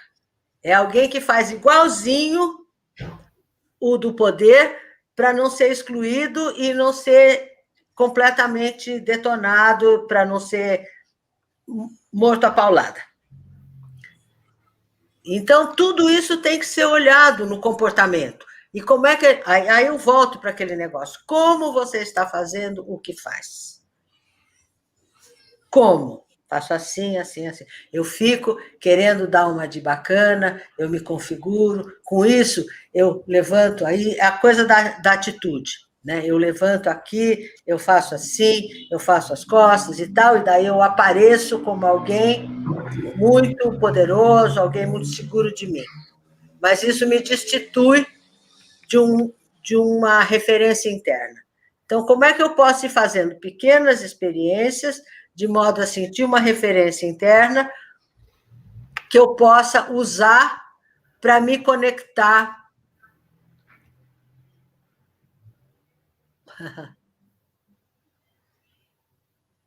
Ui, ai, Amanda, eu estou contando, meu trabalho ficou mais e mais e mais político, mais e mais. Ainda bem. Vamos lá, aqui, ó. Aquilo... Meia, prof. Regina. Então, porque o corpo dos anos 80, ainda no Brasil, precisava se espanar da caretice, porque a gente estava querendo sair daquilo que tinha pegado a gente de novo, que era um Brasil conservador, moralista, sexista, todas essas coisas, muito diferente da moral protestante. Uma moral católica é muito diferente. E o Brasil tem, pelas diferenças de classe, as questões de virgindade, as questões de casamento, todas essas coisas eram coisas muito candentes na modelização dos corpos do Brasil. Tem um livro de uma mulher que eu gosto muito, de uma antropóloga, que chama Carla Pinsky, que já tem uns anos esse livro, mas eu sempre volto para ele, porque é um livro que se chama Mulheres dos Anos Dourados. E ela, como a excelente antropóloga que ela é da Unicamp, ela fez uma pesquisa com 5 revistas femininas entre os anos 40 e os anos 60, 65, por aí, 25 anos de pesquisa da modelização do comportamento feminino pelas revistas femininas, tipo Revista Cláudia, tipo Revista Querida, aquelas revistas que ocupavam um lugar incrível no Brasil de modelização dos corpos. Então, o Brasil dos anos 80, quando eu era uma terapeuta cheia de energia, de fazer esparramos tremendos nos grupos, e era aquela coisa, aquela falta de educação consagrada, né? De gritar, de xingar, de chutar, de fazer todas aquelas coisas, era uma forma de enfrentar um Brasil de mocinhas, porque a psicologia se encheu logo de mocinhas. Então, eu enfrentava todas essas mocinhas com suas famílias, seus noivos, seus maridos, seus pais, suas familhinhas. Mas acontece que o Brasil foi sendo cada vez mais capturado pelo poder multinacional global. Então, aquilo que interessava mais era produzir diferença dentro dessa modelização do desejo colonizador fortíssimo que se instalou. Então, eu fui passando para um trabalho muito mais fino de lidar com as formas corporais, do comportamento e criar regulações que eram muito mais funcionais para criar singularidade e diferença. Porque o que importa para nós? Agora a gente vai ver. O que importa é biodiversidade. É a gente alimentar a biodiversidade e não fazer monocultura de comportamento. Não é fazer grandes extensões de soja e de muito comportamento bom, igual. É monocultura comportamental. Você tem que fazer biodiversidade de funcionamento. Então, muda, pequenos grupos, assim, assado, misturado, combina esse com aquilo e junta com aquele para funcionar, e nananana. A valorização da diferença, a produção da diferença, aí se tornou importante a partir dos anos 90, com a ideia de ecologia que foi ficando cada vez mais forte. Em 92, teve o primeiro encontro de meio ambiente no Rio de Janeiro, em que o Guattari lançou aquele livro, As Três Ecologias. Esse livro mudou a minha maneira de pensar, absolutamente. Então, eu fui atrás de um pensamento que pudesse entender o funcionamento dos corpos e modelizá-los na sua relação com as ecologias. E ecologias não é só a ecologia física, tudo é ecologia. Agora nós estamos numa ecologia virtual, efêmera, mas o esforço que a gente está fazendo é incrível de se conectar aqui dentro, de fazer funcionar esse ambiente, ecologia, ambiente, que é físico, que é afetivo, que é incorporal, que é de poderes, que é de valores, que é de saberes, tudo isso são ecologias, porque a gente se comporta e se conecta dentro desses ambientes para fazer eles funcionarem. Então, é isso, entendeu? Amanda Barral. O Matheus, ainda, né, comentando aquela questão que eu pedi para a Renata comentar do Copenau, sobre como que são importantes diversas línguas diferentes para que cada uma crie o seu conhecimento e que possam partilhar de alguma forma, ter o outro, né? Aí ele fala, como a mentira da criança é um primeiro gesto de linguagem cifrada para si, para criar para si um segredo. As linguagens trazem, na sua divergência, espaço de liberdade não vigiado, né? Então tá, gente, olha só, e se inscrevam no canal, se inscrevam no canal para acompanhar a jornada, que a jornada será de 11 a 22 de julho, tá? Eu vou ler rapidinho aqui os próximos convidados, para vocês já ficarem ligados. será 17 horas, porque a gente tem os convidados internacionais, e 5 horas da tarde ficou bom para todo mundo, para brasileiro e para internacional, né? Então, hoje foi com a Regina Favre, amanhã o Wagner Schwartz, venham. Depois o Roberto Simões vai trazer a pesquisa dele sobre essa ideia de yoga malandro. O Johannes Freiberg vai falar sobre velhice madura e toda a idealização da juventude. O Arthur Gaiarsa vai pedir para ele trazer a questão do José Ângelo Gaiarsa, né, sobre respiração dentro desse projeto dele, do Arthur, de respiração contra a opressão. Ele vai ler trechos do livro sobre respiração do Gaiarsa. A Teresa Norton Dias, de Portugal, africana que mora em Portugal, ela vai falar sobre gestos e expressões do compromisso da descolonização. Aí, no dia 18, a Fabi Grell, que criou, eu nunca sei falar de Grell, que criou um grupo de breaking só de mulheres, roda o mundo com isso, criou uma escola de capoeira e breaking aqui no Brasil, e em torno, essa questão da mulher mexe muito com ela, embora a escola vá muita gente, de todos os gêneros, né? Educação somática por capoeira e breaking. A Helena Katz foi minha orientadora do doutorado, querida Helena. Muitos livros sobre corpo, filosofia, artes, né? Vem falar como os agoras viram corpo, que nem a gente está aqui, né? Eu estou aqui no ambiente da minha casa, aqui com vocês, como que esses agoras viram corpo. A Márcia Tiburi acabou de lançar esse livro, Complexo de Vira-Lata. Então, ela vem falar sobre o complexo de vira-lata na mentalidade colonizada, que é bem um assunto, né, de colonização. Depois o João da Mata, que é o cara que dá continuidade ao trabalho do Roberto Freire, da somaterapia, né, que é um trabalho bem voltado para a questão política anarquista, política anarquista, né, então ele vai falar sobre corpo político e vida anarquista, doutor também em psicologia, o João da Mata, e depois, no final, eu, Renata e o Apolo, né, a gente vai conversar com o Anders Berg, que levou a minha tese, a ideia de filosofia do jeito que eu desenvolvi no doutorado, para pensar o jeitinho brasileiro, para um treinamento, uma consultoria que ele dá para professores da rede de educação da Dinamarca. Muito interessante, quer dizer, a gente também, né, a gente não só importa, né, como a gente também exporta cultura, pensamento, né, isso eu acho muito legal. Então, o Anders, ele vem para contar para a gente o que ele está fazendo com essa pesquisa sobre o jeitinho brasileiro lá, né, na consultoria que ele dá. Então, gente, só para vocês, e se inscrevam no canal, curtem o vídeo, acompanhem a jornada todos os dias, né, do dia 11 ao dia 22. Nós, eu, a Renata e o Apolo, a gente vai estar aqui todo santo dia, caso, se nada acontecer, né, no dia, acompanhando a jornada para vocês, tá bem? Então, acho que deu, né, gente? A gente já está aqui quase 2 horas. Aí, ó, o Casa Contemporânea, obrigada pela fricção da conversa. Valeu, Regina. Bom, é fricção da conversa, né? De novo, ele comenta, não, Matheus, muito bom, adorei o papo e pensar com vocês, esse nosso Brasil pandêmico e não pandêmico, né? Ixi, agora como é que eu vou achar tudo? Excelente. Bom, gente, aqui, ó, um monte de gente agradecendo, tá? Nossa, eu agradeço demais que vocês tenham vindo. Gratidão ao canal, gratidão, Regina, gratidão, Fernanda. Se inscrevam no canal, apoiem o nosso trabalho. Acompanhe o Barraco Filosófico. Vai, Apolo.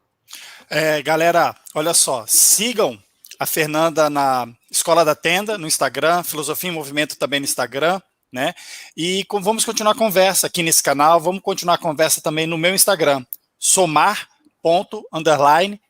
Somarte, que é onde eu divulgo o trabalho Corpo Tenda e outros trabalhos que eu faço. Vamos continuar as conversas nas outras redes e vamos continuar a seguir junto. Abraço. Eu tenho muito papo bom ainda pela frente. Regina, fala. Acertei muito em convidar você para abrir a jornada. Muito obrigada. Que bom, eu gostei muito de ter vindo. Muito, estou muito contente. Gente, ó, o livro da Regina, toda essa história explicadinha no texto, do Corpo ao Livro, livro da Sumos. E outro livro, que também vocês podem ver boa parte dessa história, que está aqui embaixo, não vou conseguir pegar, mas deixa eu pegar, vai dar, talvez dê uma piscada na luz aqui, mas deixa eu... peraí, gente, tá aqui uma gambiarra com a luz. Ó, O Legado de José Ângelo Gaiarsa também conta um pouco dessa, são vários textos, vários autores, a Regina, eu convidei a um deles, tem um texto meu, tem minha apresentação, mas dá para entender um pouco essa história do corpo no Brasil a partir dos anos 60, tá? Muito, muito importante também para quem está querendo entender corpo na cultura brasileira. Então, fica a dica. Ó.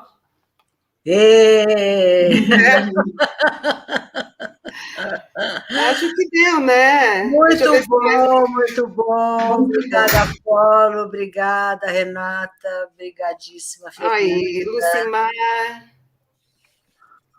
Muito bom, muito bom. Obrigado, enfim, Regina. Bom muito demais contar com você aqui de novo. Que bom. Compre meu livro, viu? Vocês vão gostar. Muito bem, gente. Eu agradeço demais vocês que estão aí, acompanharam essa conversa de 2 horas. Ainda tem 69 pessoas acompanhando. Mas a gente vai ter que encerrar. É muito bom. Mas, ó, gente, a Regina voltará outras vezes. Tem 2 vídeos, 3, eu acho, 3 vídeos ainda, né, sobre a ideia do fascista do corpo mole, que ela desenvolve nesse livro, que está nessa... Tem dois vídeos sobre isso. Deem uma olhada. E continuem aqui na jornada, que vem muito papo bom pela frente. Muita gente boa, muita gente interessante pensando essa questão da colonização e da descolonização, né? Sim. Obrigadíssima, Apolo. Obrigadíssima, Renata. Renata parou as férias, ela está lá longe. Muito obrigada. Gente, começou bem demais, foi lindo, adorei. Potência. Obrigado, muito Regina. Bom. Obrigado, galera. Um monte de gente agradecendo aqui, Regina. Olha, abraço. Obrigada. Ótimas reflexões. Excelente, até a próxima. Obrigada a todos. Gratidão. Estarei ouvindo e curtindo todos os dias. Muito bom, já divulguei para um monte de gente. Divulga e se inscreva no canal. Siga o trabalho da gente. A gente sempre tem projetos interessantes aqui. E vem o barraco sobre inveja daqui a pouco. Em Shakespeare. Arrasaram, parabéns pela iniciativa. Fricção, né? Que delícia. Delícia de fricção, né? Nessa conversa online. Que delícia. E ver como rende o tempo, né? A gente falou aqui, daqui a pouco vai fazer outra coisa. Não, é a vida virtual. A vida virtual é muito boa, muito boa. Rende muito, Regina, por isso que eu te disse no início. Nossa, a gente como começar, mas não tem que terminar. A gente já teve barraco de 4 horas. 4 horas. Não viu passar. Não tem que se abalar para ir pessoalmente em lugar nenhum. Muito bom. Então tá. Beijos, então, gente. Tá, gente. Até amanhã, né? Muito obrigada. Até amanhã. Até amanhã com Wagner Schwartz, 17 horas. Obrigada, Regina. Gente. Obrigada pelo convite. Obrigada pela presença de todo mundo. Olha, aqui, coloque o nome dos livros. Peraí, alguém está pedindo alguma coisa aqui. Coloque os nomes dos livros e canais de todos os participantes para descrição. É verdade. Boa ideia. Tá. Eu acho que tá, nesse aqui de hoje. Então é isso. Então tá. Beijos. Beijos. Vou sair, boa noite. Tchau, gente. Tchau. Boa semana. Até amanhã. Até amanhã, 17 horas.